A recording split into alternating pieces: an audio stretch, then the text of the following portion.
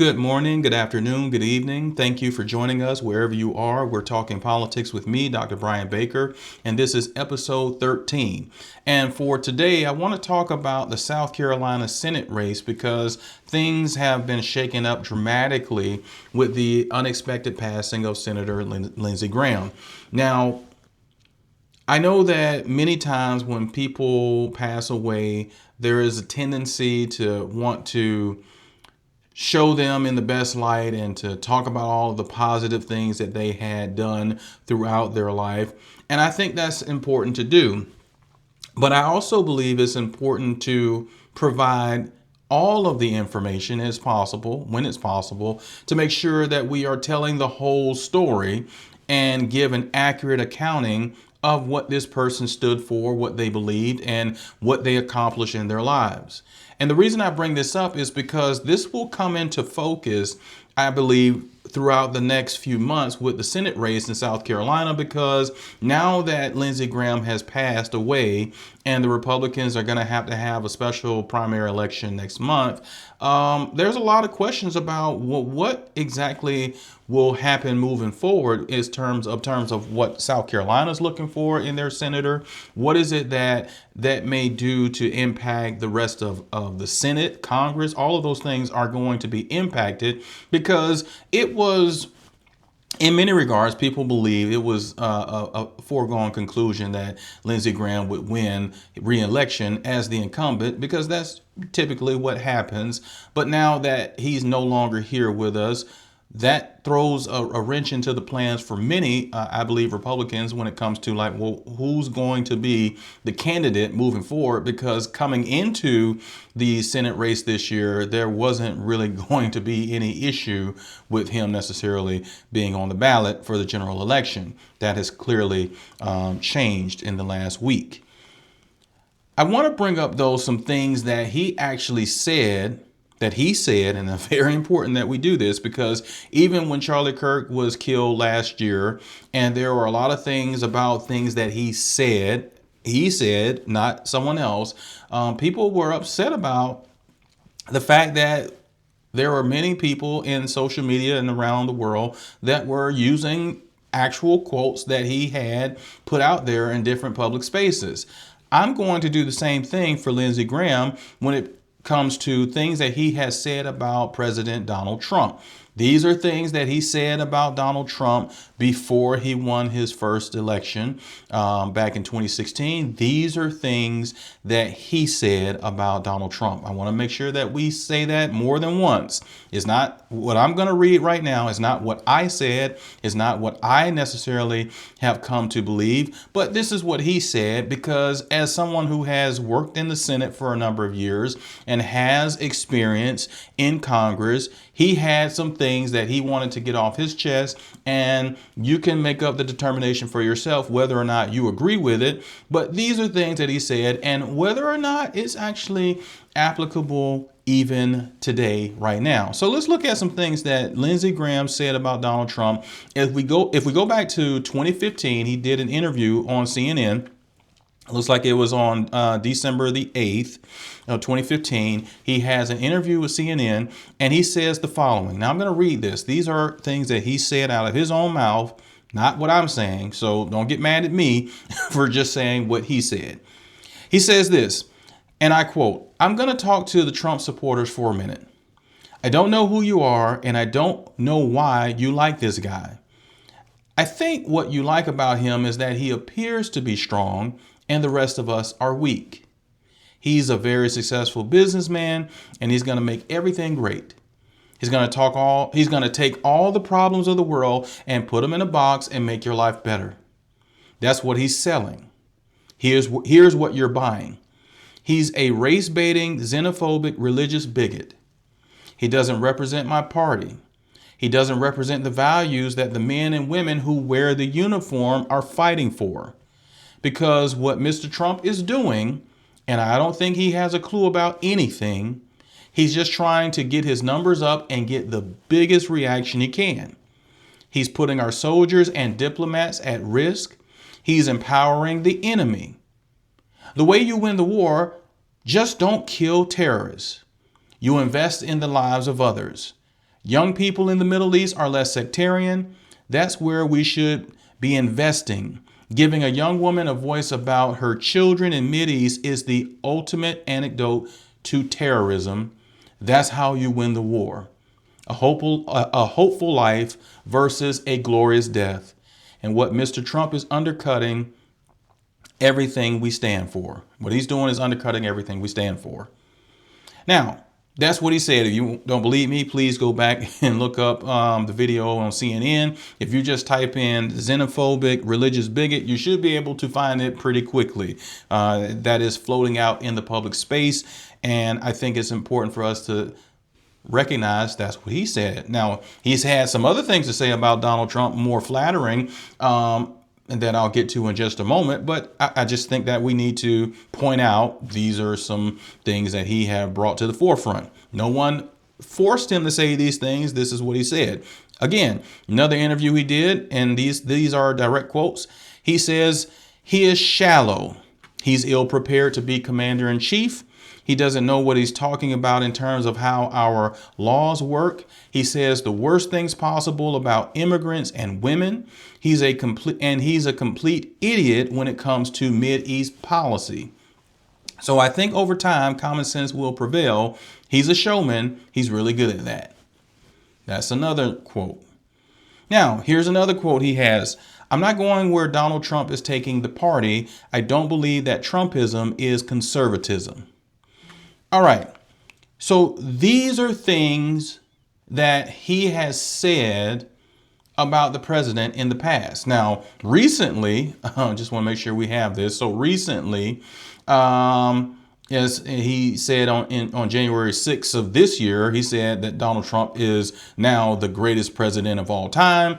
He also said on May 27th of 2026, they should change the Nobel Prize to the Trump Prize. And he said, on June 9th, this is just last month, Mr. President, you're not far behind God. So I don't know what happened over the course of 11 years, but between 2015 and 2026, clearly something changed. And voters pick up on these things. How can you say in one breath that he is shallow, he's ill prepared to be commander in chief, he doesn't know what he's talking about in terms of how our laws work, he says the worst things possible about immigrants and women, and he's a complete idiot when it comes to Mideast policy, and now 11 years later you're saying he's the greatest president of all time? That's interesting to me. Now, again, some people may not like the fact that I am bringing up what he said. I never forced anybody to say this, whether it be bad or good. This is not something that I created. These are things that are reported because they are there and you can see them for yourselves. The reason I bring this up, though, is because we have to ask ourselves as voters, what do we expect out of the people we elect? If this is how you felt about someone, and this is just me looking at it, from the outside, I don't live in South Carolina. I'm not voting in any election for South Carolina for any representative. So the people of South Carolina have the right to vote for whoever they would like to represent them. He is someone that they voted for multiple times to represent them. And I would like to believe that based on what he said before Donald Trump became president, that he had a clear picture of who he was. And this is what he actually believed. Now, after Donald Trump won the election, he may have shifted his language a little bit to be nicely, but it didn't change what he said prior to then. If you believe someone was, and I quote, a xenophobic religious bigot, well, what changed that would make you not think that? If you think that he was someone who says the worst possible things about immigrants and women, did that change over the past decade? I would argue that it hasn't changed. If anything, it may have gotten even worse. So people have to really think about who they're voting for and think about the legacy as people. They do things in their life and they have a legacy that they create. Well, this is a part of Lindsey Graham's legacy. It really is. You can't shake that because it's there and it's going to be there forever. We can't pretend like he didn't say what he said back then, and we can't pretend like he didn't say what he said this year. These are things that he said, and these are things that we should take note of. Because as voters, we need people in office that are going to do the things that they believe, and they're going to hold firm no matter what. The American people are a little tired of the politician, the established politician who will say whatever, whenever to get votes. That's not it anymore. The reason why we're seeing such a shift in the people who are being elected, or I should say winning primaries. Let's start there. Who are winning primaries and more than likely are going to be elected in the general election later on this year. But the reason why some new faces are winning and beating out incumbents along the way is because people are tired.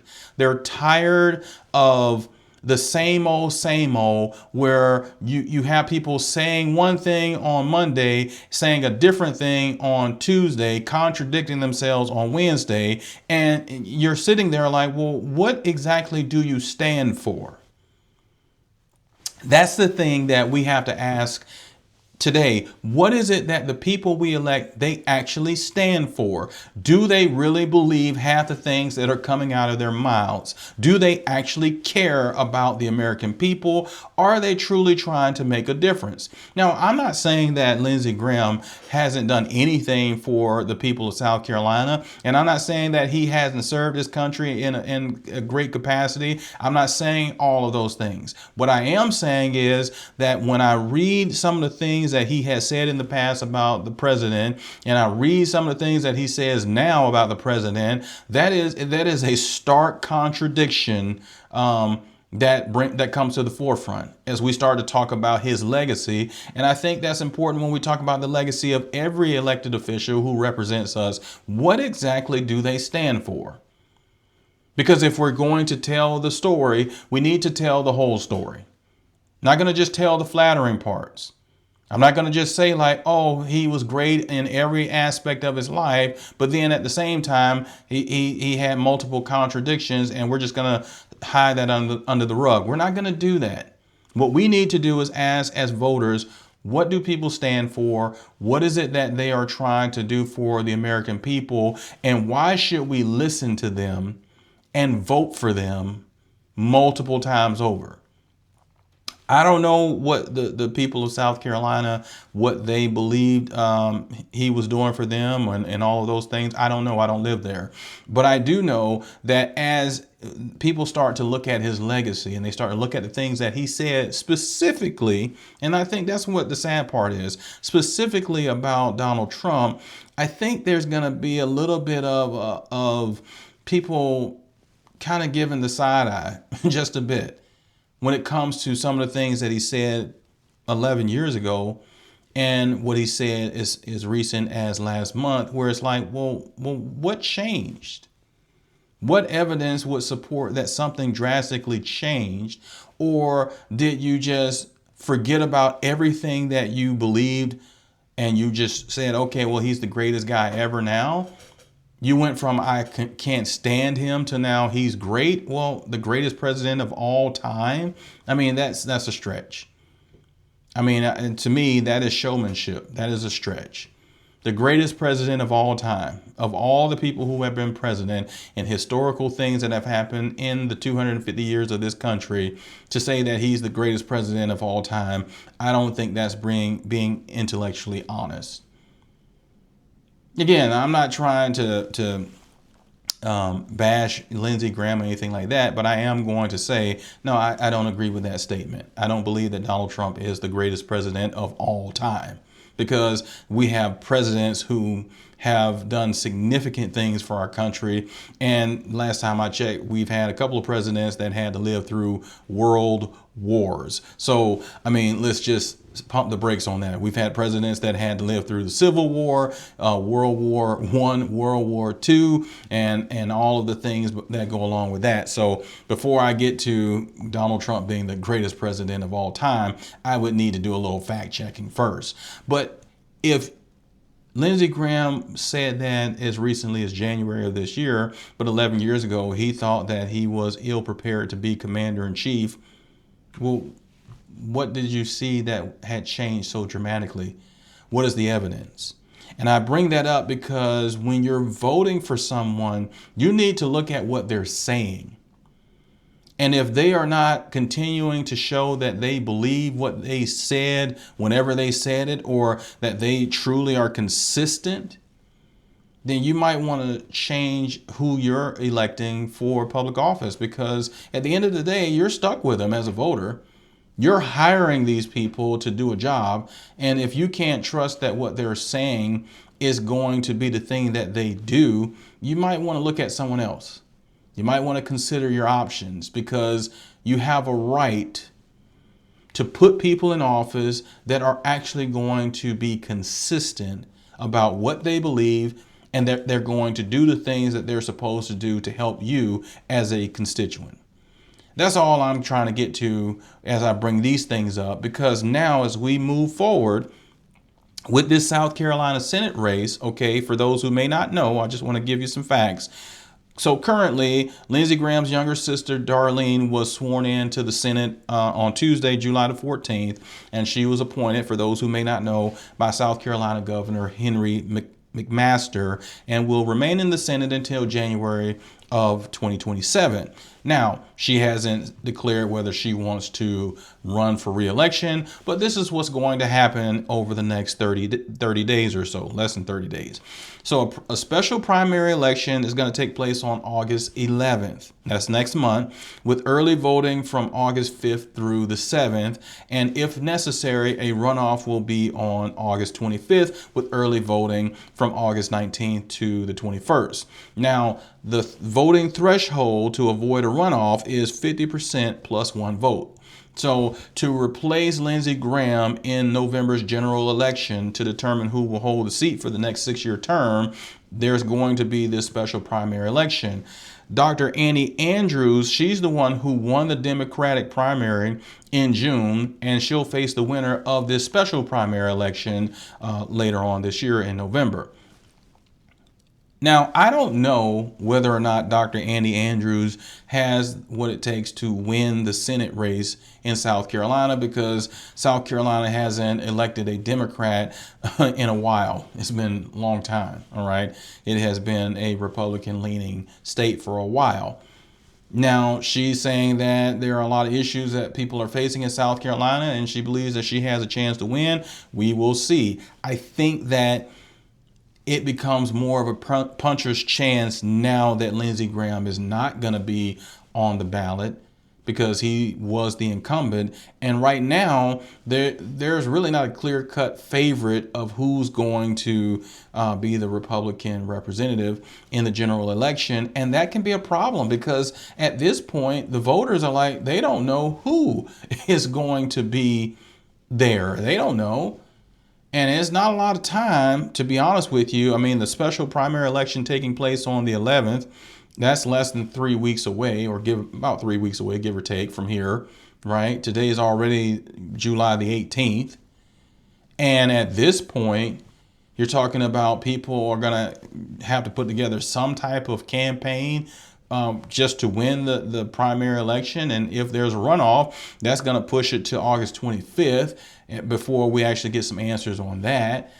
You're talking about September, October, and November. That's not a lot of runway to try to put together a campaign to become the next senator of South Carolina. So I think the Republican Party has a lot of soul searching to do to figure out who's going to be their candidate, because right now, just because Lindsey Graham's sister Darlene is in the Senate and she's holding that space, there wasn't any indication necessarily that she was going to run for office. She might, but that may not have been her focus. And just because you're doing the job for a few months doesn't mean that you want to do the job for the next 6 years. Okay. 6 years is a long time. And I don't know if that's something that she planned on doing maybe a week ago or 2 weeks ago. So that's something to keep an eye on. Excuse me, as we move forward, thinking about what's going to happen. So we got the Texas Senate race we've talked about recently. The main Senate race is now kind of like in a situation, as we talked about, with Graham Plattner dropping out. And this situation in South Carolina, that is potentially a problem for the Republicans. I think that we need to pay close attention to what's happening in Texas, Maine, and now in South Carolina, because that could truly shape what happens in terms of who holds the Senate come January of next year. All right, so whatever you do, please continue to read. Please continue to do your own research. Don't just take my word for it. I encourage you to go back and look at some clips of things that Lindsey Graham said in the past. Don't take my word for it. I will always come to you and say, please do your own research, because that's what we want to do. We want to be fact-based. We want to make sure that you have the information so that you can make informed decisions. Until next time, stay informed, stay awake, stay alive, do the best that you can to make a difference wherever you are.